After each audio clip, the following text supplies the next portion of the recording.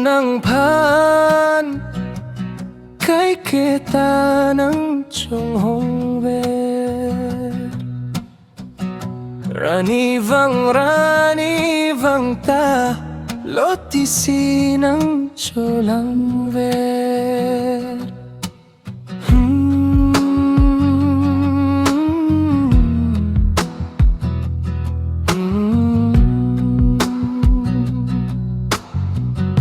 Kanghon ng pansing tengne unne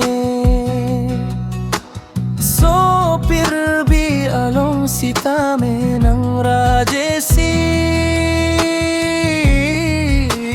dabor debong Kanghon ng ko sonjuji haso arani pansita ng pan Kanghon long jibon pusi sing chedane Kanghon long jibon pusi sing chedane.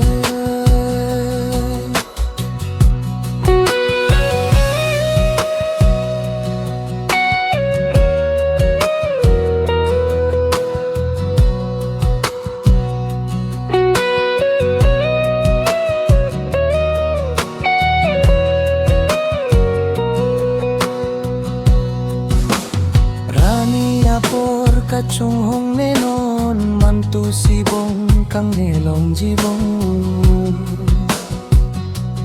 megjang tek tebong Kanghon nang pensi boleng dun rap jibong sengwe anggon bejut unebom nang celo tha Kanghon nang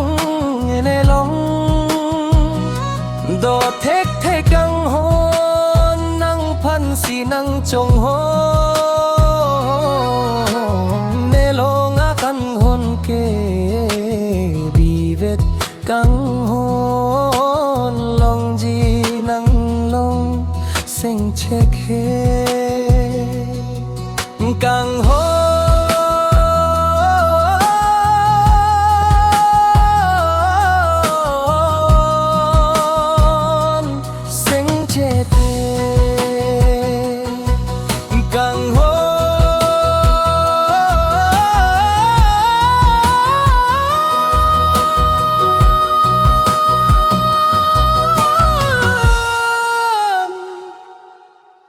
Kanghon ng pansing